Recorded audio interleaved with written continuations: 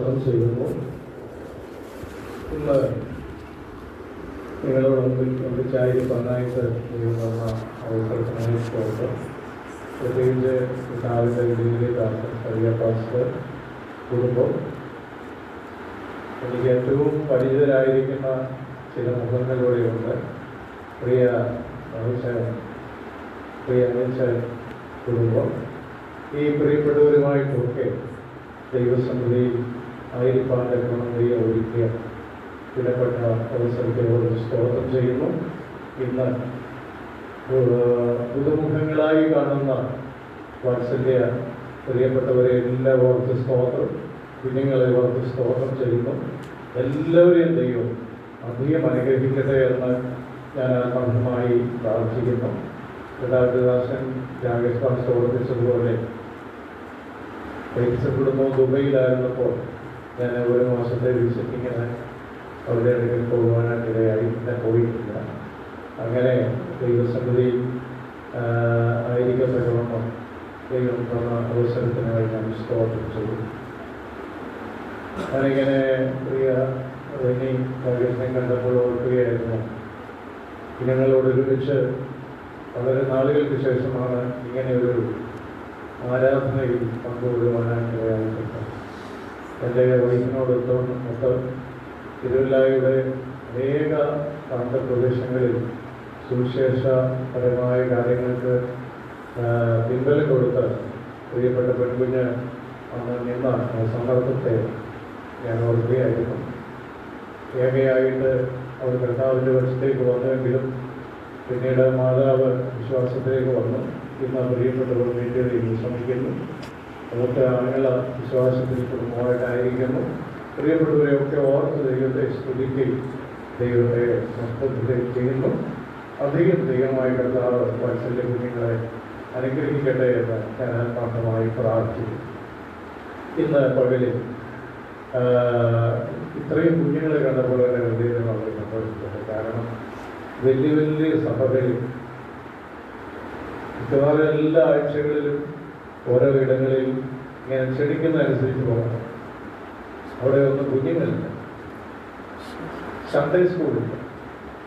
ഈ നിലയിൽ വളരെ പരിതാപകരമായ അനുഭവങ്ങളിലൂടെയാണ് നമ്മുടെ ലോക്കൽ സഭകൾ മുൻപോട്ട് പോയിക്കൊണ്ടിരിക്കുന്നത്. മറ്റൊരു കാര്യമല്ല, കുഞ്ഞുങ്ങളായ സ്ഥലമില്ല. എല്ലാവരും 10ോ 12ോ ക്ലാസ് കഴിയുമ്പോഴത്തേക്ക് സ്ഥലം വിട്ട് പോകും. ഏത് വീട്ടിൽ നോക്കിക്കോ 60 വയസ്സിനുള്ള അപ്പനമ്മ ഞങ്ങൾ രണ്ടുപേരുമാണ്. പറഞ്ഞതിൻ്റെ താല്പര്യം എല്ലാ കുടുംബങ്ങളും ആ ഒരു നിലവാരത്തിലേക്ക് എത്തിച്ചേർന്ന് സുവിശേഷ വേലയ്ക്ക് വേണ്ടി കുഞ്ഞുങ്ങളില്ല. നമ്മുടെ ബൈബിൾ കോളേജുകളിലൊന്നും വാസ്തവത്തിൽ പഠിക്കാനായിട്ട് കുഞ്ഞുങ്ങൾ ഉണ്ടാകുന്നില്ല. ഞാൻ കഴിഞ്ഞ ദിവസം ഒരാളുമായിട്ട് സംസാരിച്ചപ്പോൾ TPM-ലെ പ്രമുഖനായ ഒരാളുമായിട്ട് സംസാരിച്ചപ്പോൾ അദ്ദേഹത്തിനോട് പറയുകയായിരുന്നു, ഞങ്ങളുടെ വേലക്കാരില്ല. ഇറങ്ങാൻ സുവിശേഷ വേലയ്ക്ക് വേണ്ടി ഇറങ്ങാൻ ആരുമില്ല, സമർപ്പണമുള്ളവരില്ല. അപ്പോൾ ആ ഒരു സുവിശേഷ വേലയുടെ കാഴ്ചപ്പാട് പൊതുവെ നഷ്ടപ്പെട്ടുകൊണ്ടിരിക്കുന്ന ഒരു കാലയളവിലാണ് നമ്മൾ വന്നിരിക്കുന്നത്. എന്നാൽ ഇത്രയും കുഞ്ഞുങ്ങളെ കണ്ടപ്പോൾ എനിക്ക് വളരെ സന്തോഷമുണ്ട്. ദൈവം നിങ്ങളെ അനുഗ്രഹിക്കുന്നു. മക്കളെ ദൈവം നിങ്ങളെ അനുഗ്രഹിക്കട്ടെ. വളരെ പ്രയോജനകരമായി ഈ വാത്സല്യ കുഞ്ഞുങ്ങൾ വളരുവാനായിട്ട് ദൈവം ഇടയാകട്ടെ. നമുക്ക് നമ്മുടെ മുന്നിൽ തന്നിട്ടുള്ള തലമുറകൾ കൈവിട്ടു പോകാതിരിക്കേണ്ടത് വളരെ കരുതലോട് പ്രാർത്ഥിക്കേണ്ട ഏറ്റവും വലിയ സന്ദർഭങ്ങളിൽ നാം എത്തിച്ചേർന്നു. കഴിഞ്ഞ ദിവസം ആരും ഇങ്ങനെ സംസാരിച്ചുകൊണ്ടിരുന്നപ്പോൾ പറയായിരുന്നു, ഈ കുഞ്ഞുങ്ങളുടെയൊക്കെ ബ്രെയിൻ ഡെവലപ്മെൻറ്റ് 2ാമത്തെ വയസ്സിൽ ആരംഭിക്കണം. അദ്ദേഹം പറഞ്ഞത് കുഞ്ഞുമോനായാണ് പറഞ്ഞത്. 2 വയസ്സാകുമ്പോൾ ഈ കുഞ്ഞുങ്ങളുടെ ബ്രെയിൻ ഡെവലപ്മെൻ്റ് ആണ്. അപ്പോൾ ഈ 2 വയസ്സ് പ്രായത്തിലാണ് നമ്മൾ കുഞ്ഞുങ്ങളെ ശാന്തമാക്കുവാൻ ഇതിലേതെങ്കിലും ഒരു കുട്ടിക്കഥയോ കൊച്ചുകഥയോ പാട്ടിൻ്റെ താളമോ എടുത്ത് അവിടെ കരച്ചിൽ അവസാനിപ്പിക്കുവാനായിട്ട് കിട്ടുക. ഈ കുഞ്ഞുങ്ങൾ അത് കണ്ട് ആസ്വദിക്കും. എന്നാൽ അന്നേരം മുതൽ ഇത് അവരുടെ ബ്രെയിനിൽ സ്റ്റോർ ചെയ്ത് വരുമ്പോൾ കുറേ കാലഘട്ടം കഴിയുമ്പോഴേക്ക് 6 വയസ്സ് കഴിയും ഡെവലപ്പ് ചെയ്യാനുള്ള ഒരു പ്രത്യക്ഷ മേഖലയിലേക്ക് എത്തുക. അങ്ങനെ 12ാമത്തെ വയസ്സിൽ ഏകദേശം ബ്രെയിനിന്റെ വളർച്ച പൂർണ്ണതയിലേക്ക് എത്തിക്കഴിഞ്ഞാൽ ഈ കുഞ്ഞുങ്ങൾക്ക് 2ാമത്തെ വയസ്സിൽ തലച്ചോറ് കയറിയാണ് ആ പാട്ടും മേളവും താളവും ഒന്നും മറക്കുവാനായിട്ട് കഴിയും. അത് മാത്രമല്ല, നമ്മൾ നോക്കിക്ക് 2 വയസ്സുള്ള ഒരു കുഞ്ഞ് ഉറക്കെ കരയും. അവരുടെ കരച്ചിൽ ശമിപ്പിക്കാൻ നാം ഈ മൊബൈല് എടുത്തു കൊടുക്കും. അല്പം കഴിയുമ്പോൾ അമ്മയുടെ ജോലിയൊക്കെ തീർന്നു കഴിഞ്ഞപ്പോൾ അമ്മ മൊബൈൽ തിരികെ വാങ്ങും. ഈ അമ്മ മൊബൈൽ തിരികെ വാങ്ങിച്ചാൽ കുട്ടി ഇറങ്ങിയിരിക്കും. നിലത്ത് കിടന്ന് ഉരുണ്ട് തിരിച്ച മൊബൈൽ കയ്യിൽ കിട്ടുന്നത് വരെ ഉരുണ്ട് കരയുന്ന ഒരനുഭവം. കാരണം ഇതിൽ നിന്ന് കുറേ കാര്യങ്ങൾ അതിൻ്റെ 2ാമത്തെ വയസ്സിൽ അതിൻ്റെ ബ്രെയിനിൽ കയറി എന്നുള്ള യാഥാർത്ഥ്യത്തിൻ്റെ തെളിവാണ്. അതുകൊണ്ട് വാത്സല്യ കുഞ്ഞുങ്ങൾ, പ്രിയപ്പെട്ടവരെ, നമുക്ക് ദൈവം തന്നിരിക്കുന്ന ഈ ദാനം അവരെ ഓർക്കുകയും കരയുകയും പ്രാർത്ഥിക്കുകയും അവരുടെ ബ്രെയിൻ ഡെവലപ്പ് ആകുമ്പോൾ മുതൽ ഇത് മനസ്സിലാക്കി കുഞ്ഞുങ്ങളെ നമ്മൾ കൈത്താങ്ങൾ കൊടുത്ത് ആത്മീയതയിൽ വളർത്തിയെടുക്കുവാൻ കഴിയുന്ന ഒരാത്മഭാരമുള്ള ഹൃദയം പ്രിയമക്കളായിരിക്കണം. ഞാൻ പറഞ്ഞതിൽ ഒരു വലിയ വിദ്യാസമ്പന്നനായ ആൾ സംസാരിച്ചപ്പോൾ അദ്ദേഹം പറഞ്ഞൊരു കാര്യം, ഒരിക്കൽ 5ലോ 6ലോ പഠിക്കുന്ന ഒരു കുട്ടി എന്തോ ഒരു വിഷയം വന്നപ്പോൾ അപ്പൻ്റെ മുഖത്ത് നോക്കി അപ്പനെ ചീത്ത വിളിച്ചു. അപ്പൻ്റെ മുഖത്ത് നോക്കി അപ്പനെ ചീത്ത വിളിച്ചു. ചീത്ത വിളിച്ചു.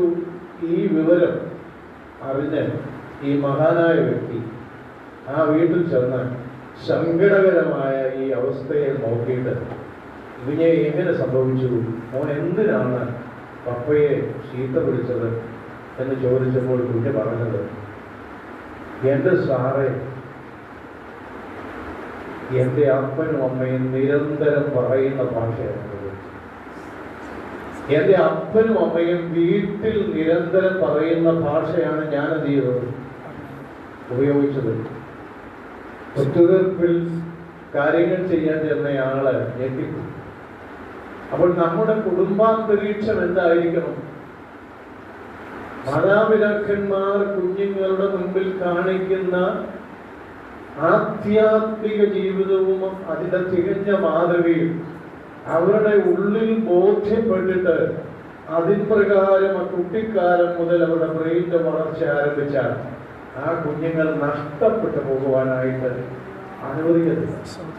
നഷ്ടപ്പെട്ടു പോകുവാൻ അനുവദിക്കത്തില്ല. ഞാൻ എൻ്റെ മകന് 12ാം ക്ലാസ് കഴിഞ്ഞപ്പോൾ ബാംഗ്ലൂർ ഒരു എഞ്ചിനീയറിംഗ് കോളേജിൽ പഠിക്കാനായിട്ട് അഡ്മിഷൻ എടുക്കാൻ എൻ്റെ അമ്മയുടെ ജ്യേഷ്ഠത്തിയുടെ മക്കളെ വിളിച്ച് പറഞ്ഞു. അങ്ങനെ ഇരിക്കുമ്പോൾ ഒരു CMന്റെ ക്യാമ്പിൽ എൻ്റെ മകൻ 12ാം ക്ലാസ്സിൽ പഠിക്കുന്ന സമയത്ത് 12ാം ക്ലാസ് കഴിഞ്ഞ സമയത്ത് പങ്കുവന്നു.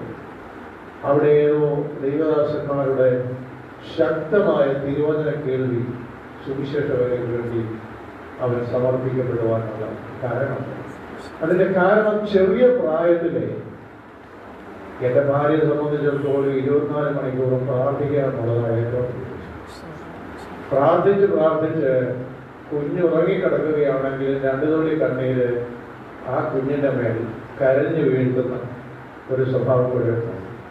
അതുകൊണ്ട് അവരെ അധികം ബുദ്ധി ഉപദേശിക്കേണ്ടതായി വന്നിരുന്നു. ഞങ്ങളുടെ താല്പര്യം സുവിശേഷ വേല ആയിരുന്നു എങ്കിലും അടിച്ചേൽപ്പിക്കാൻ താല്പര്യപ്പെടുന്നു.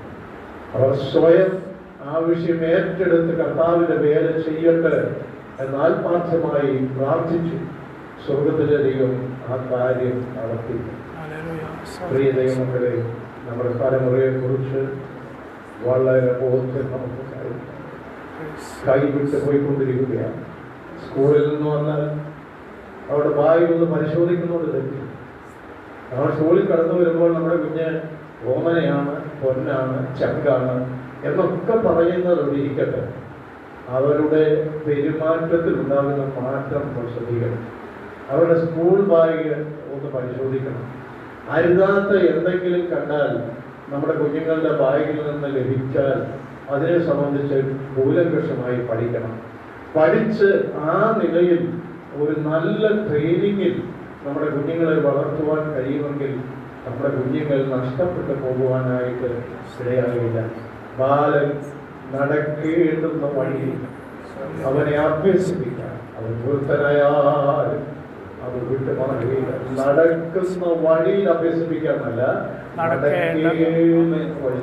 അതാണ് ചുമതല, മാതാപിതാക്കന്മാരുടെ ഉത്തരവാദിത്വം. നടക്കുന്ന വഴിയിലല്ല, നടക്കേണ്ടുന്ന വഴി. അങ്ങനെ അഭ്യസിപ്പിക്കാനായിട്ടുള്ള ഒരുക്കവും സമർപ്പണവും നമുക്കുണ്ടെങ്കിൽ നമ്മുടെ തലമുറ കൈവിട്ടു പോകയില്ല. അതുകൊണ്ട് ആ കരുതൽ, എനിക്ക് ഇത്രയും കുഞ്ഞുങ്ങളെ കണ്ടപ്പോൾ ഞാൻ വീണ്ടും ആവർത്തിച്ചു പറയാം, എനിക്ക് വലിയ സന്തോഷം. ഈ മുൻപിൽ വന്ന് ആ കുഞ്ഞുങ്ങൾ സാക്ഷ്യം പറഞ്ഞ പോലെ ഹൃദയം ഒത്തിരിയാണ്. പല സഭകളിൽ പോയാൽ അങ്ങനെ കാണാനായിട്ട് തലമുറകളില്ല. പ്രിയമുള്ളവരെ, നിങ്ങളുടെ കൈകളിൽ, നിങ്ങളുടെ മുൻപിൽ, നിങ്ങളുടെ കണ്ണിന് മുൻപിൽ ഈ വളരുന്ന ഈ കുഞ്ഞുങ്ങൾ നഷ്ടപ്പെട്ടു പോകാതിരിക്കണം. മാതാപിതാക്കന്മാരോടൊപ്പം പ്രാർത്ഥിക്കുന്ന കർത്തൃദാസന്മാർ കുടുംബം, പ്രാർത്ഥിക്കുന്ന സഭ, ഇതിന്റെ പിന്നിലുണ്ടെങ്കിൽ നമ്മുടെ കുഞ്ഞുങ്ങളാരും നഷ്ടപ്പെട്ടു. ആ ഒരു മനോഭാവത്തോടുകൂടിയുള്ള പെരുമാറ്റം നമുക്ക് ഏറ്റവും ആവശ്യമാണ്. നമ്മുടെ കുഞ്ഞാണെന്ന് വ്യാപിക്കരുത്. നമുക്കറിയാമല്ലോ, എനിക്ക് ഇന്ന് ഇതിനെക്കുറിച്ച് ഒരിക്കലും അറിയുള്ളൂ. സത്യമാണ്. ഏതാ ഈ ബോർഡിനെ കുറിച്ച് 5 വയസ്സുള്ള കുഞ്ഞിൻ്റെ കൊടുത്തു, അല്ലെങ്കിൽ 3 വയസ്സുള്ള കുഞ്ഞിൻ്റെ കൊടുത്ത് നിമിഷങ്ങൾ കൊണ്ട് കൈകാര്യം ചെയ്യും. അപ്പോൾ ആ ഒരു ബുദ്ധിയുടെ വികാസനം, വിശാലത വന്നുകൊണ്ടിരിക്കുന്ന ഈ കാലഘട്ടത്തിൽ വളരെ സൂക്ഷ്മതയോടെ, വളരെ യാഥാർത്ഥ്യ ബോധ്യതയോടുകൂടെ ഈ കുഞ്ഞുങ്ങൾ ദൈവം തന്ന ദാനമാണ് എന്നോർത്ത് അവരെ വളർത്തിയെടുക്കാൻ കഴിയുന്ന ഒരാത്മതലം നമ്മിൽ വളർത്തിയെടുക്കുകയും അപ്പോൾ തന്നെ നമ്മുടെ കുഞ്ഞുങ്ങൾ മാതൃകാപരമായി ജീവിക്കാനുള്ള വാക്കുകൾ, ജീവിതശൈലികൾ, സഭായോഗം, ആത്മീയ നിലപാട്, സൺഡേ സ്കൂളിൽ പോകാനുള്ള ഉത്തരവാദിത്വം ഏറ്റെടുക്കൽ, ഈ കാര്യങ്ങളെ കുറിച്ചൊക്കെ വളരെ ആഴമായ ഉത്തരവാദിത്വം മാതാപിതാക്കന്മാർക്കുണ്ടാകും. ഐശ്വര്യവും സമ്പത്തും നമ്മുടെ വീട്ടിൽ ഉണ്ടാകും. ദൈവം നമ്മളെ കരുതിക്കൊള്ളും, ദൈവം നമ്മെ സഹായിച്ചുകൊള്ളും. തീർന്നു പോകാത്തൊരു തലമുറ നമ്മുടെ അപ്പൻ്റെ കയ്യിൽ. ഞാൻ ഓർക്കായിരുന്നു, എത്ര നാളുകൂടെ നമ്മൾ ഓരോ വിഷയത്തിന് വേണ്ടി പ്രാർത്ഥിക്കും. ഇതെല്ലാം ഓരോ സമയത്ത് നല്ലത് എന്ന് തോന്നുന്നതൊക്കെ തന്റെ വിധപ്രകാരം തന്നുകൊണ്ടിരിക്കും. എന്നിട്ട് മേളോടൊന്ന് നോക്കിക്കുക, ആ കലവറയ്ക്ക് കുഴപ്പമില്ല, ആ കലവറ കുറഞ്ഞിട്ടുമില്ല. എനിക്ക് നിങ്ങൾക്കും അതിൽ നിന്ന് തന്നിട്ടും ആ കലമുറയുടെ അളവിലെന്നില്ല, കുറവില്ല. ഒരു കലമുറയാണ് നമ്മുടെ അതിൽ നിന്ന് നമ്മുടെ കുഞ്ഞുങ്ങളെ അനുഗ്രഹിച്ച് അവരെ വർദ്ധിപ്പിച്ച് അവരുടെ വിദ്യാഭ്യാസ രംഗത്ത്, അവരുടെ ജീവിത മേഖലകളിൽ അവരെ നല്ല ആഴത്തുള്ളവരൊക്കെ തീർക്കുക ദൈവത്തിന് കഴിയും. എന്ന പ്രാർത്ഥനയുടെ മുൻപിൽ ചലിക്കപ്പെടാത്തൊരു കരമല്ല യേശുവിന്റെ കരം. ചലിക്കപ്പെടുന്ന ഒരു കരം, ചലിക്കപ്പെടുന്ന ഒരു കരം യേശുവിന്റെ കരം. അതനുഭവിച്ചിട്ടുള്ള ദൈവമക്കളെ മറക്കാതെ മുൻപോട്ട് പോകാം. ഈ കുഞ്ഞുങ്ങളെ ദൈവം അനുഗ്രഹിക്കട്ടെ. എൻ്റെ ഹൃദയത്തിൽ ഞാൻ ഈ കഴിഞ്ഞ ദിവസം ഇങ്ങോട്ട് വരാനായിട്ട് എൻ്റെ ഹൃദയത്തിൽ പല ചിന്തകൾ ഇങ്ങനെ ദൈവത്തിൻ്റെ ഭാഗമാണ്. നിങ്ങളെ കണ്ടപ്പോൾ എനിക്ക് വളരെ സന്തോഷം തോന്നി. ഒരു കൊച്ചുകൂട്ടമാണെങ്കിലും ഒരു വലിയ കൂട്ടത്തിൻ്റെ പ്രതീതി, വലിയ കൂട്ടം ഇരിക്കുന്ന ഒരു ആരാധന ഹോൾ, ഈ സൗകര്യങ്ങളെല്ലാം ഒരു വലിയ കൂട്ടത്തിന് ലഭിക്കപ്പെടുന്ന പശ്ചാത്തലമാണ്. അപ്പോൾ ഇത്രയും കാര്യങ്ങൾ ഇത്ര മനോഹരമായി ഈ കാര്യങ്ങളൊക്കെ ഇവിടെ നിവർത്തിക്കുവാൻ ദൈവം സഹായിച്ചല്ലോ. കർത്താവിദാസൻ വന്നതിന് ശേഷവും ഇവിടെ കുറേ കാര്യങ്ങൾ ചെയ്തു എന്നാണ് എനിക്ക്. അദ്ദേഹത്തെ കുടുംബത്തെ ഓർത്ത് സ്തോത്രം ചെയ്യുന്നു. വളരെ ശക്തമായി നേതൃത്വം കൊടുക്കുവാൻ കഴിവുള്ള, വളരെ മാതൃകായോഗ്യമായി ജീവിക്കുന്ന ഒരു കർത്തൃദാസനെ കൊടുക്കും. ദൈവം നിങ്ങളെ അനുഗ്രഹിക്കട്ടെ. ഇത്രത്തോളം പ്രിയപ്പെട്ടവരെ നിങ്ങളെ കാണുവാനിടയായല്ലോ. ഞാൻ പറഞ്ഞല്ലോ, എന്നെ ചിന്തിപ്പിച്ച ഒരു കൊച്ചു വാക്യം, കൊച്ചു പാഠം നിങ്ങൾക്ക് ഏറ്റവും സുപരിതമാണ്. ലൂക്കോസിന്റെ സുവിശേഷം 10-ാം അധ്യായത്തിന്റെ 10-ാം അധ്യായത്തിന്റെ 38 മുതലുള്ളതായ ഒരു ഭാഗ്യമാണ്. അവനൊരു ഗ്രാമത്തിലെത്തി മാർത്ത എന്ന പേരുള്ള ഒരു സ്ത്രീ അവരെ ജീവിതത്തിൽ കൈക്കൊണ്ടു. അവർക്ക് മറിയ എന്ന ഒരു സഹോദരി ഉണ്ടായിരുന്നു. അവർ കർത്താവിന്റെ കാൽക്കലിരുന്ന് അവരുടെ വചനം കേട്ടുകൊണ്ടിരുന്നു. മാർത്തയോ വളരെ കുടുംബത്തിൽ അടുക്കവൾ, കർത്താവെ, എന്റെ സഹോദരി ശുശ്രൂഷയ്ക്ക് എന്നെ കഴിച്ചുകൊണ്ടിരിക്കുന്നതിൽ എനിക്ക് വിചാരമില്ല. എന്നെ സഹായിക്കാൻ അവളോട് കൽപ്പിക്കാതിരിക്കുന്നു. കർത്താവ് അവളോട്, മാർത്തയെ, മാർത്തയെ, ഈ പലതിനെ ചൊല്ലി വിചാരപ്പെട്ടു മനം കലങ്ങിയിരിക്കുന്നു. എന്നാൽ അല്പമേ വേണ്ടു, അല്ല ഒന്നുമല്ല. മറിയ നല്ല അംശം തെരഞ്ഞെടുത്തിരിക്കുന്നു, അതാരും അവളോട് അവഗണിക്കുകയും. നമുക്ക് ഏറ്റവും സുപരിചിതമായ ഒരു വേദഭാഗം. ഈ വേദഭാഗം നമ്മൾ സൂക്ഷ്മമായി പരിശോധിച്ചാൽ ഇത് എഴുതിയത് ലൂക്കോസ്. ലൂക്കോസിനെ സംബന്ധിച്ച് ഒരുപാട് കാര്യങ്ങൾ മറ്റുള്ള സുവിശേഷകന്മാരെക്കാൾ വ്യക്തതയുള്ള വ്യത്യാസങ്ങൾ സുവിശേഷകനിൽ കാണുവാനായിട്ട് കഴിയും. എന്തുകൊണ്ടെന്നാൽ അദ്ദേഹത്തിൻ്റെ എഴുത്തിൽ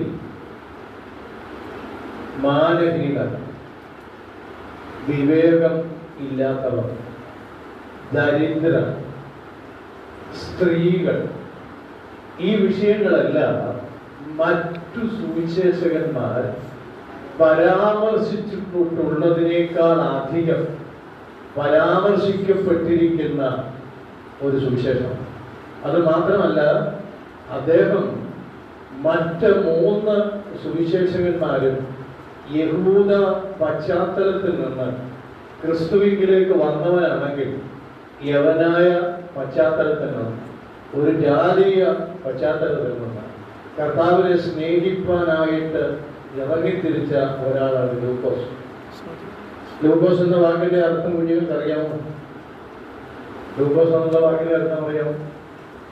ഒരു ജാതീയ പേരാണെങ്കിൽ പോലും, ജാതീയ ആടിന്റെ പേരിലാണ് ലൂക്കോസ് എന്ന പേര് കാലഘട്ടത്തിൽ അറിയപ്പെട്ടിരുന്നെങ്കിൽ പോലും പ്രകാശം കൊടുക്കുന്നവൻ എന്നുള്ള ഒരു പേര് അർത്ഥമാണ് ഞാനൊരു പുസ്തകത്തിൽ നിന്ന് വായിച്ചത്.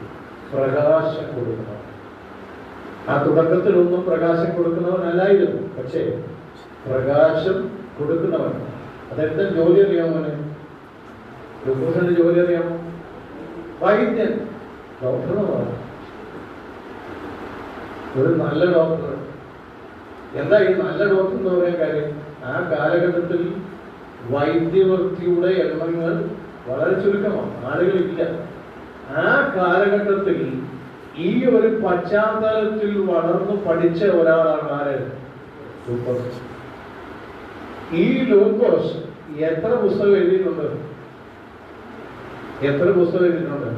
ആവശ്യം പറഞ്ഞ 2. അപ്പൊ നിങ്ങളെല്ലാവരും പഠിക്കുന്നവർ പാസ്റ്റർമാരായി പഠിപ്പിക്കുന്നത്. അപ്പോൾ 2 പുസ്തകം എഴുതിയിട്ടുണ്ട്. ഏതൊക്കെയാണ് മോനറിയാം? ലൂക്കോസും അപ്പോസ്തലപ്രവൃത്തിയും. ഈ 2 പുസ്തകവും ആരെഴുതി? ലൂക്കോസ് എഴുതി. ലൂക്കോസ് എഴുതിയതും അപ്പോസ്തലപ്രവൃത്തി എഴുതിയത്, ലൂക്കോസിന്റെ സുവിശേഷം എഴുതിയതും അപ്പോസ്തലപ്രവൃത്തി എഴുതിയതും ആരാണ്? ഇതാർക്കാ എഴുതിയത്? അത് ഒന്നിന്റെ ഒന്ന് വായിച്ചേ.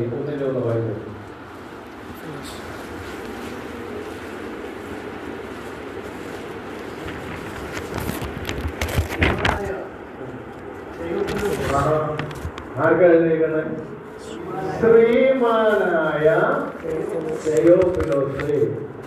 അപ്പോൾ നമ്മൾ ചോദിക്കും, പണ്ടാരാണ്ട് ചോദിച്ച പോലെ കോഴഞ്ചേരിക്കാർക്ക് എന്തിനാ കോരിന്ത്യ ലേഖനം? പണ്ടാരാണ്ട് അങ്ങനെ ചോദിച്ചു, കോഴഞ്ചേരിക്കാർക്ക് കോരിന്ത്യ ലേഖനം എന്ന് പറഞ്ഞപ്പോൾ ലൂക്കോസ് തെയോഫിലോസിന് എഴുതിയ ഈ സുവിശേഷം നമുക്കെന്തിനാണ്? യേശു ക്രിസ്തുവിനെ കുറിച്ചുള്ള രക്ഷണ്യവേല, രക്ഷണ്യ പ്രവർത്തനങ്ങൾ സൗജന്യമായി ലഭിക്കുന്ന, യേശുക്രിസ്തുവിലൂടെ ലഭിക്കുന്ന രക്ഷയുടെ കാഴ്ച, ഇതെല്ലാം വ്യക്തതയോടെ ദർശിക്കുവാൻ കഴിയുന്ന ഒരു പുസ്തകമാണ് ലൂക്കോസ്.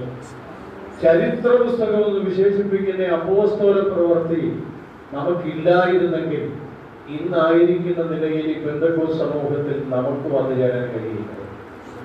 നാം ഈ ആയിരിക്കുന്ന ഇന്നത്തെ ദൈവിക ഉപദേശങ്ങളുടെ വിശുദ്ധതയിൽ നമുക്ക് നിൽക്കുവാൻ കഴിയില്ല.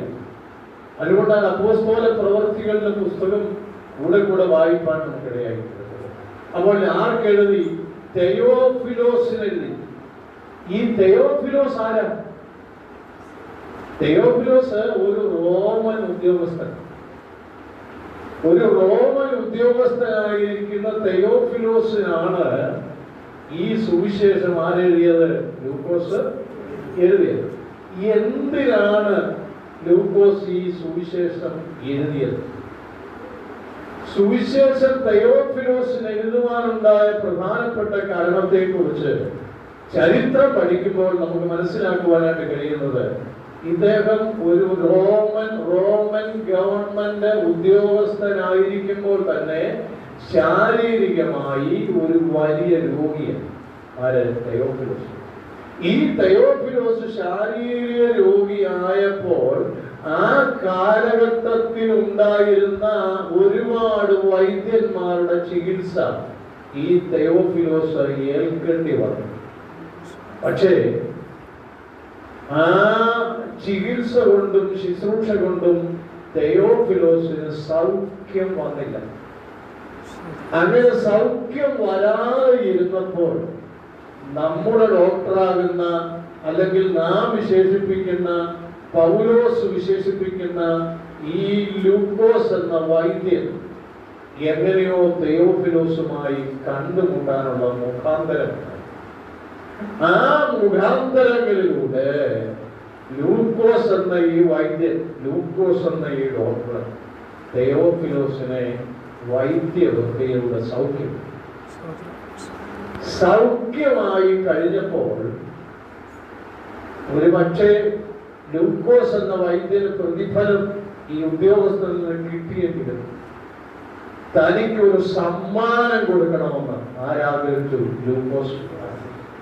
ലൂക്കോസ് ആഗ്രഹിച്ചപ്പോൾ തനിക്ക് കൊടുക്കുവാനുണ്ടായിരുന്ന ഏറ്റവും വലിയ സമ്മാനം യേശു ക്രിസ്തുവിനെ കുറിച്ചുള്ള ചരിത്രമാണ്. യേശു ക്രിസ്തുവിനെ കുറിച്ചുള്ള ചരിത്രമാണ്. അങ്ങനെയാണ് ഈ സുവിശേഷം എഴുതിയത്. അപ്പോസ്തല പ്രവൃത്തി 1:1 നോക്കുമ്പോഴും അവിടെ നമുക്ക് അതേ പദപ്രയോഗം കാണുന്നുണ്ട്. തെയോഫിലോസേ,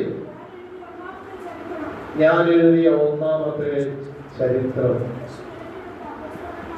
മതി. അപ്പോൾ രണ്ടാമത്തെ അപ്പോസ്തല പ്രവൃത്തി ആർക്കെഴുതി? എന്താ തന്റെ ചിന്ത? ഞാൻ വൈദ്യവൃത്തി ചെയ്തു, അദ്ദേഹത്തിന് ഒരു പക്ഷേ പ്രതിഫലം കിട്ടിക്കാണും, കിട്ടാതിരുന്നു. പക്ഷെ എനിക്കൊരു സമ്മാനം കൊടുക്കണം. അത് മറ്റൊരു സമ്മാനമല്ല, എന്റെ സമ്മാനം യേശു ക്രിസ്തുവിനെ. രക്ഷിക്കപ്പെട്ട ദൈവമക്കളെ, ഇന്നിവിടെ കൂടി വന്നിരിക്കുന്ന കുഞ്ഞുങ്ങളെ, നിങ്ങളെ കുറിച്ചൊക്കെ ദൈവം ആഗ്രഹിക്കുന്ന ഒരു കാര്യം എന്ന് പറയുന്നത്, സമ്മാനം കൊടുക്കാറുണ്ടെങ്കിൽ 100 രൂപ കൊടുക്കുന്നതിനേക്കാൾ 1000 രൂപ കൊടുക്കുന്നതിനേക്കാൾ കഴിയുന്ന ഒരു വലിയ സമ്മാനം നമ്മൾ കൊടുക്കുവാൻ താല്പര്യപ്പെട്ടാൽ അതിനേക്കാൾ വലിയൊരു സമ്മാനം.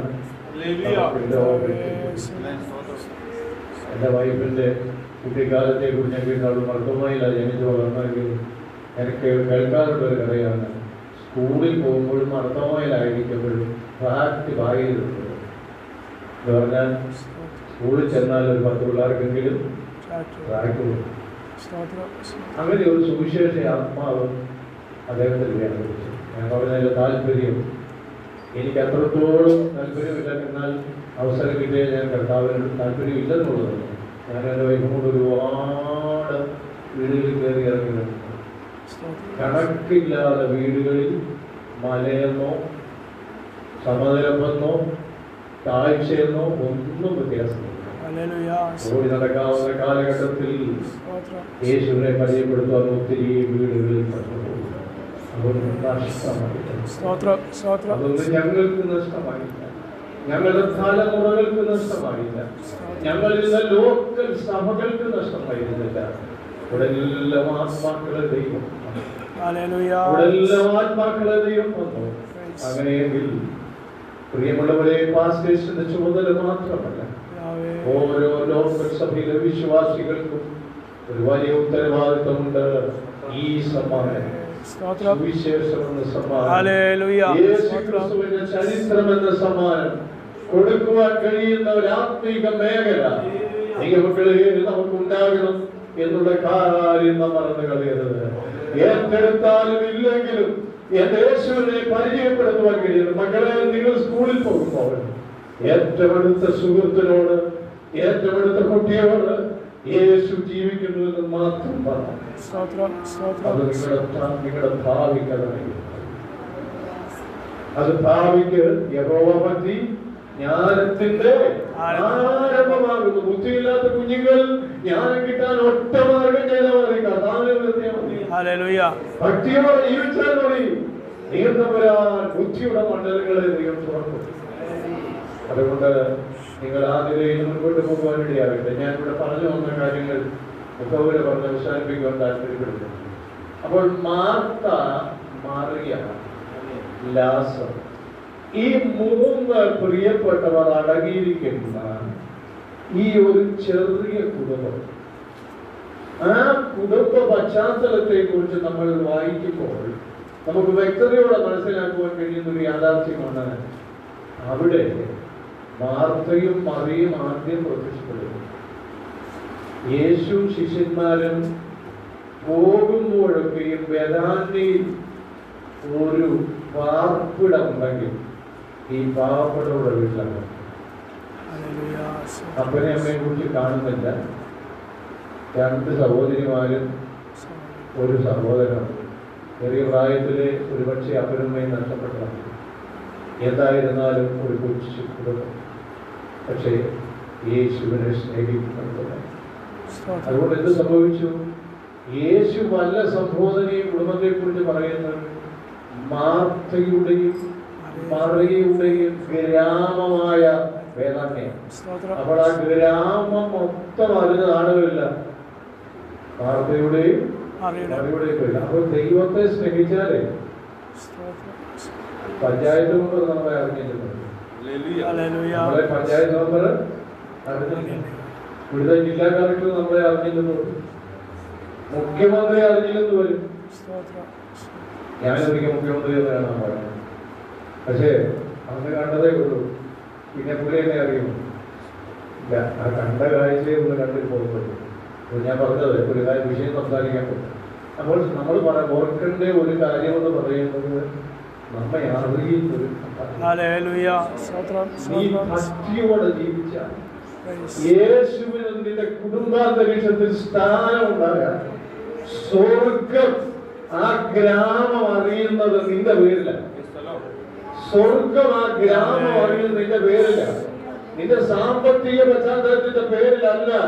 യേശുവിനെ സ്നേഹിക്കുന്ന ഒരു കുടുംബമായി നിലകൊള്ളുന്നു എന്നറിഞ്ഞാൽ നിന്റെ പേരിലാണ് സ്വർഗത്തിൽ ആ ഗ്രാമം, നിന്റെ പേരിൽ ആ ചുറ്റുപാടുകൾ അറിയുന്നത്. ദൈവത്തിലെ നമ്മളാരും ചെറിയവരല്ല. സാമ്പത്തികത്തിലൊക്കെ ഒരു പക്ഷേ ഏറ്റക്കുറച്ചിലുണ്ടാകാം, ഇല്ലായ്മകളുണ്ടാകാം, പോരായ്മകളുണ്ടാകാം, പട്ടിണികളുണ്ടാകാം.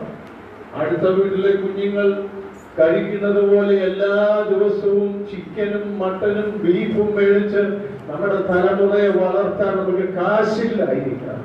പക്ഷെങ്കിൽ എന്റെ ഭവനത്തിൽ യേശുവിന്റെ സ്ഥാനമുണ്ടെങ്കിൽ നിന്റെ പേരിൽ സ്വർഗം അറിയുന്നു, നിന്നെ അറിയുന്നു, നിന്റെ തലമുറയെ അറിയുന്നു, നിന്റെ കുടുംബത്തെ അറിയുന്നു, നീ വസിക്കുന്ന സ്ഥാനം അറിയുന്നു, നിന്റെ ഗ്രാമത്തെ സ്വർഗം അറിയുന്നു. ചെറിയ കാര്യമാണോ ദൈവമക്കളെ?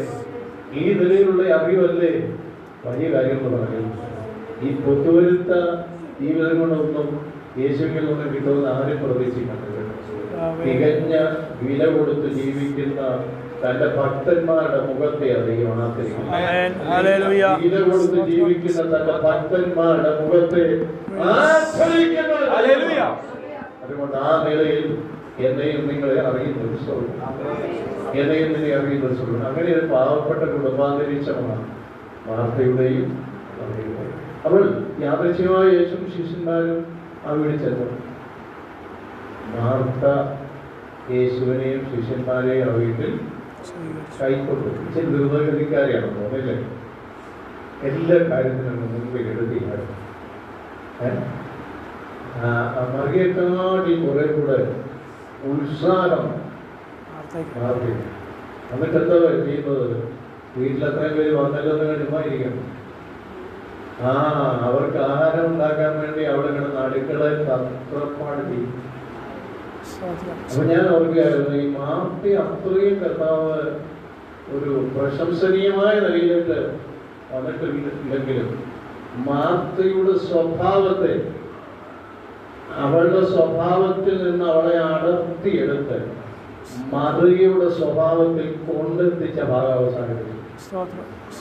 അപ്പോൾ ചോറ് കൊടുക്കുന്നൊന്നും വലിയ കാര്യമൊന്നും ഇല്ല.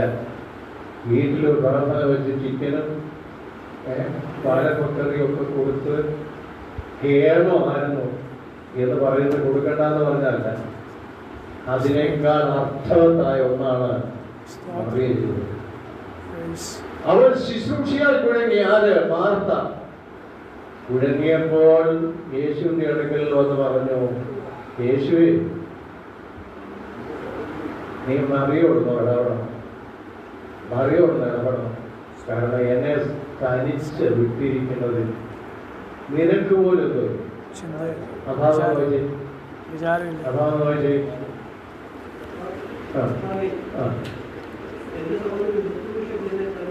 എന്റെ സഹോദരി ശുശ്രൂഷയ്ക്ക് എന്നെ തനിച്ചു വിട്ടതിൽ. അപ്പോൾ ആരെ കുറ്റപ്പെടുത്തി? രണ്ടുപേരെ കുറ്റപ്പെടുത്തി. വാർത്ത ആരെ കുറ്റപ്പെടുത്തി? രണ്ടുപേരെ. ഒന്ന് സഹോദരി കുറ്റപ്പെടുത്തി, രണ്ടാരെ കൊണ്ട് കുറ്റപ്പെടുത്തിയ കൂട്ടത്തിൽ നിനക്ക് വിചാരമില്ല. അപ്പൊ രണ്ടുപേരെ കുറ്റപ്പെടുത്തിയ ആ പ്രത്യേക പരിഗണന യേശുവിക്ക് ഞാൻ അവർക്കായിരുന്നു. ഇങ്ങനെ വല്ലതും ചെന്നിട്ട് ചോറ് കിട്ടുന്നതിനേക്കാൾ അന്നേരം ഇരുന്നിട്ട് പോകുന്നത്. കാരണം ഇത്രയും പരാതി കേട്ടിട്ട് ആ പെൺകൊച്ച് അടുക്കള ഇങ്ങോട്ട് വന്ന് നിനക്ക് വിചാരമില്ലയോ എന്ന് പറഞ്ഞാൽ നിങ്ങൾക്ക് വേണ്ടി ഞാൻ ഈ ആഹാരം ഉണ്ടാക്കുന്നത്. ഈ കഷ്ടപ്പാടൊന്നും കാണാൻ പറ്റുന്നില്ല. അവരെ കൂടെ കേട്ടോടെ വിടെ എന്ന് പറഞ്ഞാൽ മറിയെ കുറ്റപ്പെടുത്തി. അപ്പോൾ യേശുവിന്റെ തനി സ്വഭാവം നിങ്ങൾ നോക്കി. അങ്ങനെ കുറ്റപ്പെടുത്തിയാൽ സ്ഥലം വിട്ടുന്ന പാർട്ടിയാണോ? കുറ്റപ്പെടുത്തിയാൽ സ്ഥലം വിടുന്ന പാർട്ടിയാണോ ആര്? യേശു അല്ല.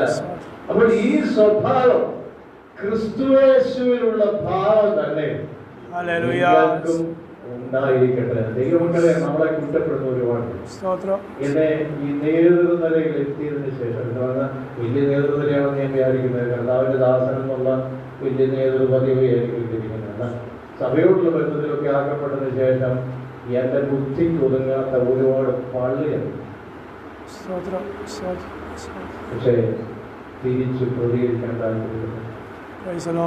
ഇവിടെ 2-3 പേരവിടെ വന്നിട്ട്, ഓർക്കല്ലേ, 2-3 പേരവിടെ വന്നിട്ട് എന്നെ വിളിച്ചിട്ട് ഇങ്ങനെ പറഞ്ഞു, ഇന്നാരെ പുറത്താണ്, നേതൃനിലയിലുള്ള ഇന്നാരെയും പുറത്താണ്. ഇരിക്കാൻ യോഗ്യതയില്ല. ഞാൻ പറഞ്ഞു, എന്റെ ജോലി ആ ജോലി ആർക്കുള്ളതാണ്? എന്റെ പേര് വിളിച്ചിട്ട് പറയും, പാസ്റ്ററെ നിങ്ങൾ പുറത്താണ്. ഞാൻ പറഞ്ഞു, ഞാൻ ചെയ്യത്തില്ല. എന്റെ ജോലി അതാണ്. ഒരുത്തനെ തരം താഴ്ത്താനോ ഒരുത്തനെ ഉയർത്താനോ മാറ്റി നിർത്താനുള്ള യോഗ്യത എനിക്കില്ല.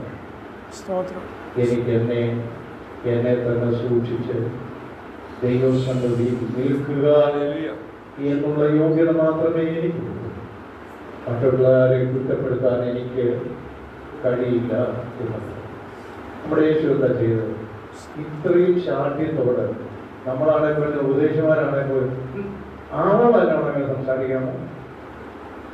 എല്ലാവരും സംസാരിക്കാൻ പോട്ടെ. പുരുഷനാണെങ്കിലും നമ്മുടെ ഒരു വെപ്പ, പുരുഷനാണെങ്കിൽ കുഴപ്പമില്ല. പിന്നെ ആവാത്ത കയർത്ത് സംസാരിക്കാമോ?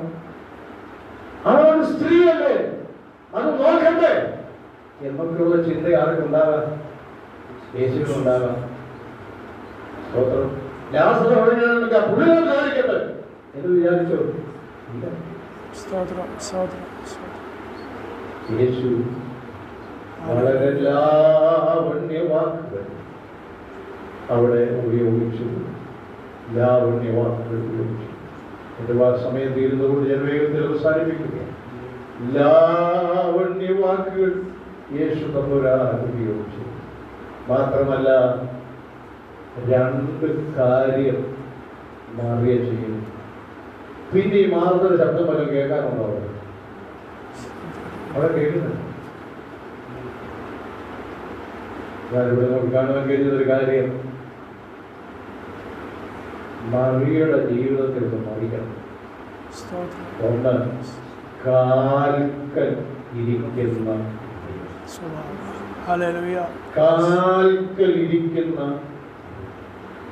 വചനം ഉൾക്കൊള്ളുന്ന മറിയ. രണ്ട് ഭാഗമായി മാറ്റാം. വചനം കേൾക്കുന്ന മറിയ, പ്രാർത്ഥിക്കുന്ന മറിയ. ഈ രണ്ട് കാര്യം മറിയയ്ക്ക് പ്രാധാന്യമുള്ളതായിരുന്നു. ഇത്രയും ആ കുടുംബാന്തരീക്ഷത്തിൽ ചാടിക്കേറി മാർത്ത ഇത്രയും ശക്തമായി പറഞ്ഞിട്ട് ആ പാവപ്പെട്ട സഹോദരി മറിയം മിണ്ടി. നമ്മൾക്ക് ഓർക്ക് ആള് മിണ്ടാതിരുന്നത് ഏതാണ്ട് കുഴപ്പമുണ്ടായിരുന്നു. ഇത്രയും സ്വന്തം സഹോദരി യേശുവിനെ ശിഷ്യന്മാരെ കുറെ അതിഥികൾ വീട്ടിൽ വന്നിരിക്കുമ്പോൾ അവരുടെ മുൻപിൽ വെച്ച് അവരെ കളിയാക്കി, എന്നെ കളിയാക്കി. എന്നാ രണ്ട് പറഞ്ഞേ ഞാൻ അടങ്ങും എന്നാരും വിചാരിച്ചില്ല. മറിയം മിണ്ടിയില്ല, ഒരു വാക്കും അവർ പറഞ്ഞില്ല. അതിന്റെ കാരണം എന്താണെന്ന് അറിയാമോ? നമ്മളാണ് പറഞ്ഞത്, നിനക്ക് വെച്ചിട്ടുണ്ടടി, എനിക്ക് ഞാൻ വെച്ചിട്ടുണ്ട്. ഇവരിവിടെ ഇരിക്കുന്നത് കൊണ്ട് ഞാൻ ഒന്നും മിണ്ടുന്നില്ല. പോകട്ടെ, പോയി കഴിയട്ടെ, വെച്ചിട്ടുണ്ട്, ഒന്നും വെക്കണ്ട. അറിയോട് ചോദിച്ച് നിനക്ക് എന്നാ ഗുണം? ഞാൻ വചനം കൈക്കൊള്ളുന്ന ആളാണ്. ഞാൻ യേശുവിന്റെ കാൽക്കുലിരിക്കുന്ന ആളാണ്. എനിക്ക് എന്റെ ജീവിതത്തിൽ ഒരു സാവധാനതയുണ്ട്. എനിക്ക് എന്റെ ജീവിതത്തിൽ ഒരു സഹനമുണ്ട്. എന്റെ ജീവിതത്തിൽ എനിക്കൊരു സമാധാനമുണ്ട്. ഇതെവിടെ കിട്ടി? തിരുവചനം പഠിക്കുന്നതിലൂടെ എനിക്ക് ലഭിക്കപ്പെട്ടതാണ്. ഇതിനെ തിരസ്കരിച്ച് ഞാൻ ഒരു ചുവട് വയ്ക്കുവാനായിട്ട് താല്പര്യപ്പെടുന്നു. ഇവരെ കുടുംബാന്തരീക്ഷത്തിൽ വേദനകൾ ഉണ്ടാകാം, പ്രയാസങ്ങൾ ഉണ്ടാകാം, സ്വന്തക്കാരിൽ നിന്നുണ്ടാകാം, സഭക്കാരിൽ നിന്നുണ്ടാകാം. എടുത്തിയാലും വർത്തമാനം പറയുന്നതല്ല മാതൃകായോഗ്യം. പിന്നെ വചനം പഠിക്കുന്ന നീ, വചനം പഠിക്കുന്ന നീ, നിന്റെ ആ തരങ്ങൾക്ക് നീ കഴിഞ്ഞായിട്ട് അറിയ. നീ എന്താ മിണ്ടാതിരിക്കുന്നത്? എനിക്ക് വേണ്ടി ഇടപെടാൻ കഴിയുന്ന, എനിക്ക് വേണ്ടി ഇടപെടുവാൻ കഴിയുന്ന ഒരുവൻ എന്റെ മുൻപിലുണ്ട്. വാക്കുകളിൽ പോരായ്മ വരാം, എന്നാൽ പോരായ്മയില്ല. എന്റെ അകത്തെ കാര്യം പരിഹരിക്കുവാൻ കഴിയുന്ന ഒരുവനുണ്ട്. അവരെല്ലാം അറിയുന്നു, അവരെല്ലാം കാണുന്നു, അവന്റെ സംരക്ഷണത്തെ അനുഭവിക്കുന്നു, അവന്റെ സാന്നിധ്യത്തെ അനുഭവിക്കുന്നു. മരിക്ക് പറയാനൊരു കാര്യം, ഞാൻ പാപം ചെയ്യാതിരിക്കേണ്ടതിന് നിന്റെ വചനത്തെ എന്റെ ഹൃദയത്തിൽ സംഗ്രഹിക്കുന്നു. അപ്പോൾ പാപം ചെയ്യാതിരിക്കണമെങ്കിൽ 119 സങ്കീർത്തനത്തിന്റെ 11 വാക്യമാണ് തോന്നുന്നത്. പാപം ചെയ്യാതിരിക്കണമെങ്കിൽ നിന്റെ വചനത്തെ ഞാൻ എന്റെ ഹൃദയത്തിൽ സംഗ്രഹിക്കുന്നു. അപ്പോൾ പാപം ചെയ്യാതിരിക്കണമെങ്കിൽ, ആദരം കൊണ്ട് പാപം ചെയ്യാതിരിക്കണമെങ്കിൽ, ദോഷം ചെയ്യാതിരിക്കണമെങ്കിൽ നമ്മൾ എന്ത് ചെയ്യണം? നമ്മൾ എന്ത് ചെയ്യണം? നമ്മുടെ വചനം അകത്ത് സംഗ്രഹിക്കണം. മക്കളെ, നിങ്ങൾ കൂട്ടുകാരോട് സംസാരിക്കുമ്പോഴും വീട്ടിൽ സംസാരിക്കും. അപ്പൻ്റെ അമ്മയുടെ മുമ്പിലൊന്നും ചാടിക്കയറി സംസാരിക്കരുത്. നിങ്ങൾക്കൊന്നും അറിയത്തില്ല, എനിക്ക് എന്തുമാത്രം പഠിക്കാനുണ്ടെന്ന് അറിയാമോ? ഒന്നെങ്കിൽ ചോദിക്കല്, ഇതെല്ലാം അറിയാമെന്നത് ദിവസം ഒരു 10 വാക്യമെങ്കിലും നീ വാക്യം ചെയ്തോ വായിക്കും. സ്കൂളിൽ പോകുന്നതിന് മുൻപ് ഒരു മിനിറ്റ് കണ്ണടച്ച് ദൈവമേ വഴിയാത്രയിൽ കൂടി ഇന്ന് പഠിക്കുന്ന പാഠങ്ങൾ എന്റെ ഹൃദയത്തിൽ ആഴമായി തമ്പുരാനേക്ക് ഞാൻ വീട്ടിലും നാട്ടിലും മാതൃകയുള്ള കുഞ്ഞുങ്ങളായി, അച്ചടക്കമുള്ള കുഞ്ഞുങ്ങളായി നിങ്ങളെ ഒരു പരീക്ഷയ്ക്ക് ലോകം അംഗീകരിച്ചില്ലെന്നല്ല, എന്നാൽ അംഗീകരിക്കുന്ന ഒരു സ്വർഗമുണ്ട്. അവൾ മറിയം നീയല്ല മിണ്ടാത്തത്, എനിക്ക് വേണ്ടി ഇടപെടുന്നൊരുവനെ ഞാൻ കണ്ടിട്ടുണ്ട്. എനിക്ക് വേണ്ടി ഇടപെടുന്നൊരുവനെ വാത്സല്യ വിശ്വാസി, വാത്സല്യ പ്രിയപ്പെട്ടവരെ, കുഞ്ഞുങ്ങളെ നിങ്ങൾക്ക് വേണ്ടി ഇടപെടുന്നൊരുവനുണ്ട്. മൗനമായിരിക്കണമെങ്കിൽ വചനം അകത്ത് സംഭവിക്കണം. എനിക്ക് ഒരു വാക്യം ഓർമ്മ വരുന്നുണ്ട്. എനിക്ക് തോന്നുന്നത് യെഹെസ്കേൽ 13:10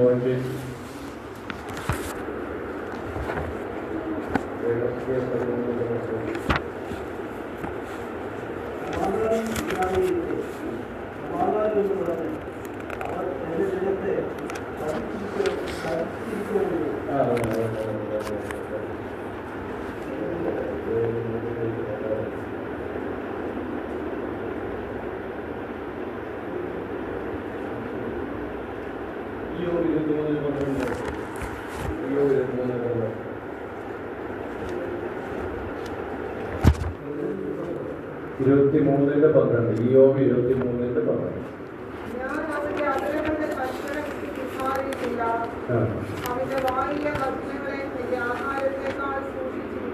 വായിലെ വചനങ്ങളെ എന്റെ ആഹാരത്തെക്കാൾ സൂക്ഷിക്കുന്നു. അപ്പോൾ ആഹാരത്തെക്കാൾ സൂക്ഷിക്കേണ്ട ഒന്നായ നമ്മുടെ ദൈവത്തിന്റെ വചനം.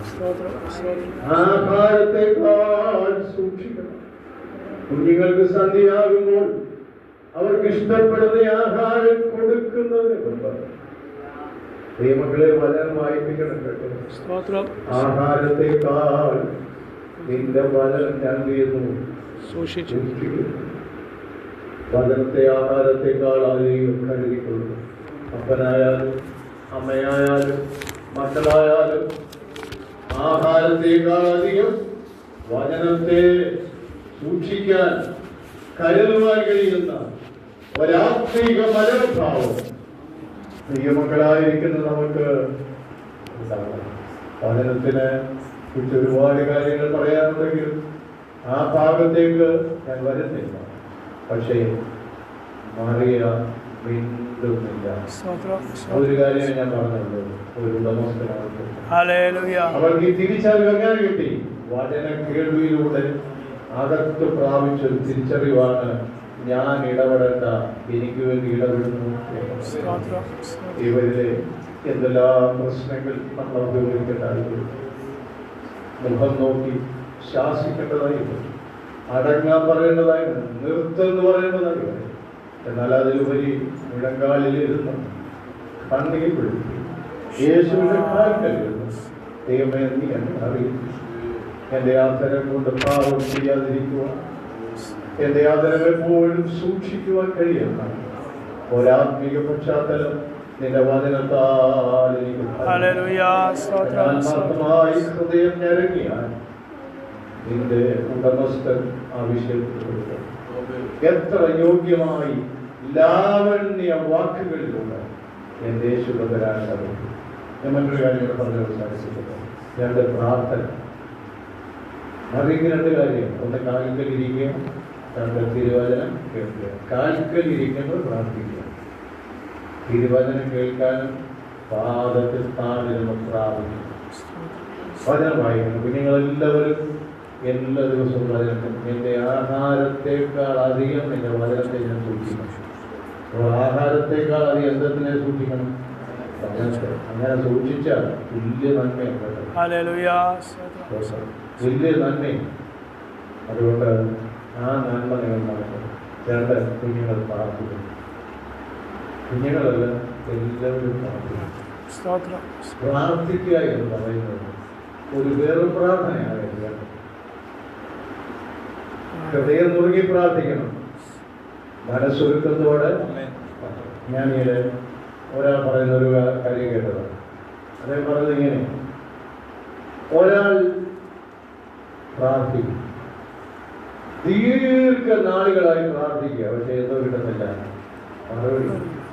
അവൾ ദൈവത്തോട് ചോദിച്ചു, എന്താ ദൈവത്തെ, എന്റെ ദൈവമേ, ഞാൻ ഈ പ്രാർത്ഥിച്ചിട്ടൊന്നും എനിക്ക് മറുപടി കിട്ടും. ഉടനെ കർത്താവ് പറഞ്ഞെന്നാ പറയുന്നത്, ശരിയോ എന്ന് കരുത്, നിനക്ക് നിന്റെ ഹൃദയത്തിൽ 43 പേർക്കെതിരെ കൈപ്പുണ്ട്.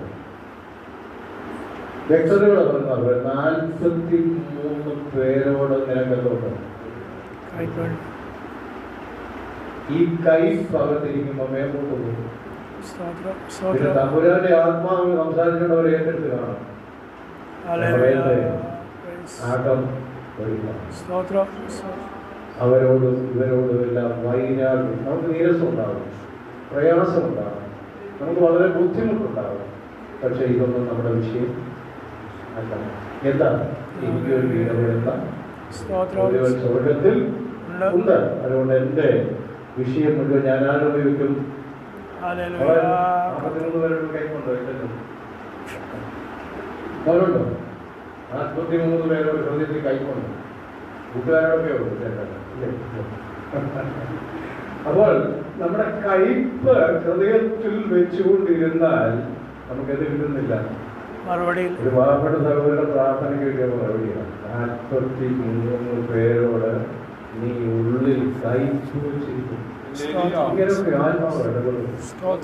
ദൈവമക്കളെ, നമ്മളോട് ഇങ്ങനെയൊക്കെ ഇടപെടും. പരമാർത്ഥത സൂക്ഷിക്കാൻ താല്പര്യപ്പെടുന്നുണ്ട്. പരമാർത്ഥത സൂക്ഷിക്കാൻ താല്പര്യപ്പെടുന്നുണ്ട്. വൈരാഗ്യം വരുമ്പോൾ, ദേഷ്യം വരുമ്പോൾ അവരങ്ങനെ അവരിങ്ങനെ അവർക്ക് നമ്മളങ്ങനെ ചെയ്യും. ഞാൻ കുറച്ച് നാളുകൾക്ക് മുമ്പ് എൻ്റെ വായിൽ നിന്നൊരു പറഞ്ഞു, ഞാൻ ഒരാളിനോട് ഒരാളെ കുറിച്ച് പറയും, ഒരാളെ കൂടി പറയും.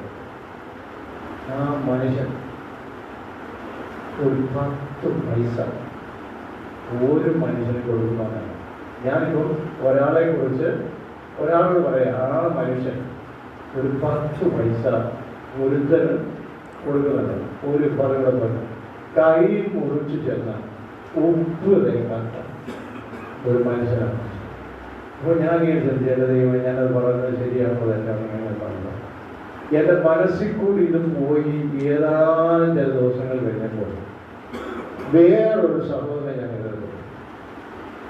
ആ സഹോദരൻ ഇങ്ങനെ സംസാരിച്ച് വന്നപ്പോൾ എന്നോട് പറയാം, എൻ്റെ പാസ്റ്ററെ, ഞാൻ ഇന്ന് ഭൂമിയിൽ ഇങ്ങനെയെങ്കിലും ജീവിക്കുന്നത് ഇന്നാലുള്ളത്. അല്ല, ഞാൻ കുറ്റം പറഞ്ഞ കൈ മുറിച്ചാൽ ഉപ്പ് തേക്കാത്ത മനുഷ്യനെ കുറിച്ച് പറയുക. ആ മനുഷ്യൻ ഉള്ളത് കൊണ്ടാണ് ഞാൻ ഇന്ന് ലോകത്തിൽ വീട് പണിയാൻ കഴിയുന്നതും അദ്ദേഹം ഉണ്ടായിരുന്നു. ഞാനൊന്ന് വീടില്ല, അത് വാടക കിടക്കേണ്ടി. ഞാൻ ചോദിച്ചത് പുറത്താണില്ല. ആ മനുഷ്യനെ മാത്രമേ അറിയത്തുള്ളൂ. ആ മനുഷ്യൻ പുറത്ത് മനുഷ്യനോട് പറഞ്ഞിട്ട് ഇപ്പം നിങ്ങളോട് ഞാൻ പറയാം, ഞാൻ ശബ്ദം കൂട്ടിപ്പോയി. കാരണം ഞാൻ ആരെ കുറിച്ചാണ് പറഞ്ഞത്. 100 കണക്കിന് സഹായം ചെയ്യുന്ന, മൗനമായി സഹായം ചെയ്യുന്ന, ആരോടും കൂടാതെ സഹായം ചെയ്യുന്ന ഒരു പാവപ്പെട്ടവരെ കുറിച്ച് ഞാൻ പറഞ്ഞ പറഞ്ഞു. പാവപ്പെട്ടവരെല്ലാം കൂടി സൗകര്യമുണ്ടാണ്, പക്ഷേ അത് എത്രയോ പ്രിയപ്പെട്ടു. ഇത് വെച്ചോണ്ട് ഞാൻ നാളെ മുട്ടയിരുന്നുണ്ട് എൻ്റെ കർത്താവേയും കുറിച്ച് അവൻ്റെ ലക്ഷ്യങ്ങൾ പരിഹാരം എങ്ങനെ കാണണം.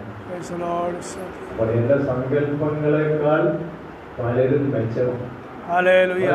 എന്റെ സങ്കല്പങ്ങളല്ല പലരും, എന്റെ സങ്കല്പങ്ങളെക്കാൾ നിങ്ങൾ മെച്ചമാണ്.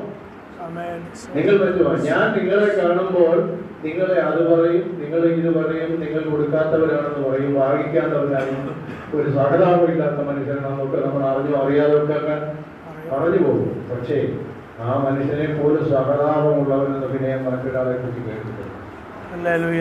പിന്നെ ഞാൻ ദൈവസന്നതിയിൽ ആ പുള്ളിയോട് പോയി പറഞ്ഞത് ശരിയായിരുന്നു. ഞാൻ എൻ്റെ ദൈവസന്നതിയിൽ പറഞ്ഞു, കർത്താവ് എന്നോട് പദങ്ങൾ ക്ഷമിക്കുന്നു. ഞാൻ അറിയാതെ പറഞ്ഞു. മക്കളെ 43 പേരോട് കൈക്കൊണ്ടു. മറ്റുള്ളവരെ കുറിച്ചുള്ള സങ്കല്പം എങ്ങനെയാണ്? നമ്മുടെ സങ്കല്പങ്ങൾ എങ്ങനെയാണ്?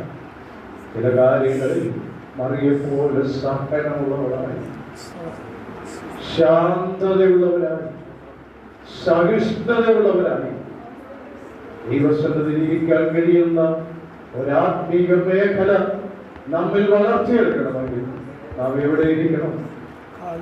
വചനം പ്രാപിക്കാൻ ദൈവസന്നിധി. ഞാൻ പറഞ്ഞ് അവസാനിപ്പിക്കുന്നതിന് ഒരു കാര്യം കൂടെ പറയാം. കേവലം ഒരു പ്രാർത്ഥനയാണ്.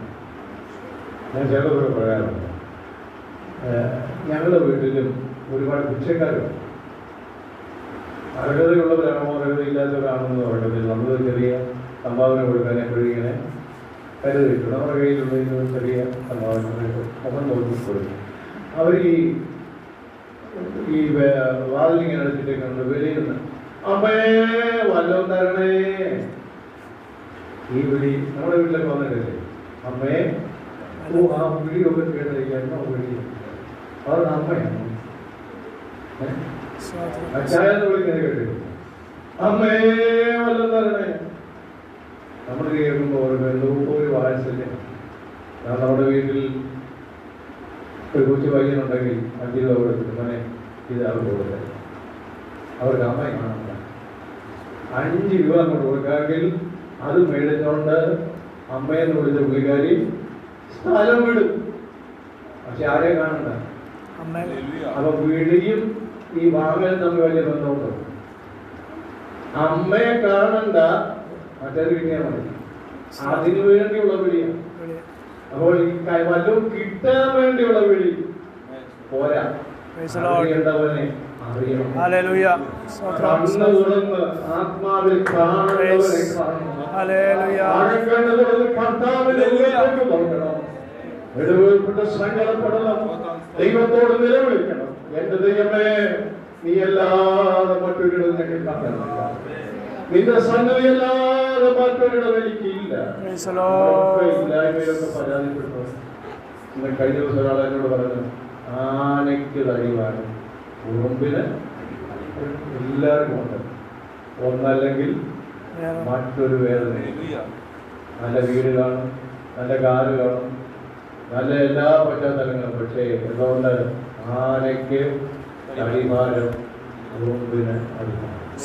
അവരുടേതായ വേദനകളും അവരുടേതായ നൊമ്പരങ്ങളും എല്ലാവർക്കും ഉണ്ട്. എന്നാൽ സമൃദ്ധിയായി നിന്റെ വീട്ടിലെ പ്രശ്നങ്ങൾ പരിഹരിക്കുന്ന ഒരു ദൈവമാണ്. നിന്റെ സഭയിലെ പ്രശ്നങ്ങൾ പരിഹരിക്കുന്ന ഒരു ദൈവമുണ്ട്. നീ വേദനപ്പെടുന്നതിന്റെ കണ്ണീര് മാറ്റി നിർച്ചിട്ടുണ്ട്. അഭിമാനത്തോടെ വിളിക്കുവാൻ കഴിയുന്ന ഒരു സന്ദർഭം ഒരുക്കുന്ന ദൈവമുണ്ട്. നാളെ ദൈവം അത്ഭുതം ചെയ്യുന്നത്. നാളെ അത്ഭുതം ചെയ്യുന്നത്. നൊമ്പരപ്പെടണം കേട്ടോ, ആകം കേട്ടോ, ആഘം വേദന. അതുകൊണ്ടല്ലേ നമ്മുടെ അന്നയെ കുറിച്ച് എഴുതിയിരിക്കുന്നത്? എന്തോ എഴുതിയിരിക്കുന്നത്? അവൻ മനോവേദന. പുരോഹിതൻ നൂൽ പറഞ്ഞു അവളുടെ അധരമനങ്ങാനത് കൊണ്ട് വീഞ്ഞു കുടിക്കുന്നു. പക്ഷേ അവൾ പറഞ്ഞൊരു കാര്യമുണ്ട്, യജമാനനെ ഞാൻ നീ വിചാരിക്കുന്നു ഞാനൊരു നീല സ്ത്രീയല്ല. എന്റെ അകത്തെ മനോവശം ഞാൻ ദൈവത്തിൽ പകരുകയത്രേ. ഒരു കുഞ്ഞിന്റെ കാലിൽ ഒരു കുഞ്ഞിനെ കാണുക, അവളുടെ മനോവശനം, അവളുടെ പെരുന്നയെ കുറിച്ചുള്ള കുറ്റം അവൾ പറഞ്ഞില്ല. അവളുടെ ഹൃദയത്തിന്റെ വേദന ദൈവത്തിന്റെ മുമ്പിൽ ദൈവം. ഞാൻ എപ്പോഴും ഓർക്കാറുണ്ട്, അല്പകാലയളവ് കഴിയുമ്പോൾ അന്നയെ ദൈവം അവളുടെ ഗർഭത്തെ ദൈവം തുറന്നു. ഇപ്പൊ ഒരു കൊച്ചു കുഞ്ഞിനെയും കൈക്കൊണ്ട് ആ ദൈവാലയത്തിലേക്ക് യാഗമർപ്പിക്കാൻ ചെല്ലുമ്പോൾ പുരോഹിതന്റെ മുഖത്ത് നോക്കിയിട്ടിങ്ങനെ പറയാം, യജമാനനെ അന്ന് ഞാൻ ഈ ബാലന് വേണ്ടി പ്രാർത്ഥിച്ചു. അന്ന് ഞാൻ പ്രാർത്ഥിച്ചല്ലോ, നീ എന്നെ നീചസ്ത്രീ എന്ന് അമ്മയെടുത്ത് പറഞ്ഞില്ല. അന്ന് നീ വിചാരിച്ചത് അങ്ങനെയല്ലേ ഒരു നീചസ്ത്രീ? അന്ന് എന്റെ ഹൃദയം പകർന്നത് ഈ ബാലന് വേണ്ടിയാണ്. അന്ന് ഹൃദയം പകർന്ന വിഷയം ഇന്ന് കയ്യിൽ. ആമേൻ. സ്തോത്രം. ഇന്ന് കയ്യിൽ. ഹല്ലേലൂയ. നിങ്ങൾ ഹൃദയം പകരുന്ന വിഷയങ്ങൾ നിന്റെ കയ്യിൽ തരുന്നവനാ ദൈവം. Praise the Lord. Hallelujah. Amen. Praise the Lord. സ്തോത്രം. സ്തോത്രം. സ്തോത്രം.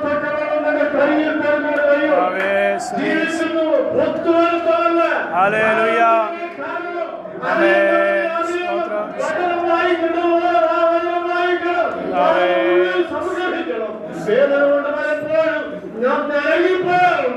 എന്നാൽ വേദന കേൾക്കുന്ന ഒരുവനുണ്ട്. Hallelujah. അകം പകർന്നാൽ കയ്യിൽ കാണും. സ്തോത്രം. അകം പകരുന്നത് കയ്യിൽ തരാൻ എന്റെ ദൈവം ശക്തനാണ്. കഥയോട് ചോദിച്ചാൽ പറയും, ഞാൻ ഈ ബാലന് വേണ്ടിയാണ്, ഈ ബാലന് വേണ്ടിയാണ്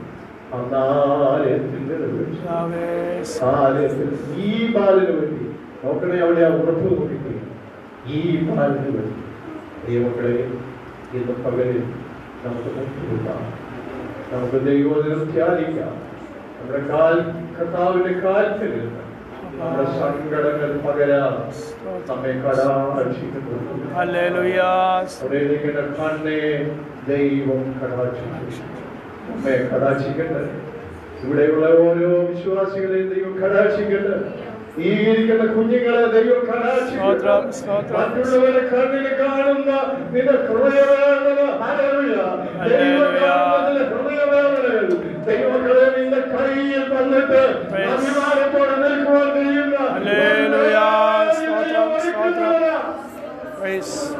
എന്റെ വാക്കുകൾ ഇവിടെ അവസാനിപ്പിക്കാം. എല്ലാവർക്കും വന്ദനവും നന്ദിയും അറിയിക്കുന്നു. കർത്താവിനെ വിലപ്പെട്ട ദാസനെ കുടുംബവും സഭയും എന്നോട് എനിക്ക് അനുവദിച്ച സമയത്തിനായി സ്തോത്രം. വളരെ നിങ്ങളെല്ലാവരും അനുഗ്രഹിക്കുന്നു.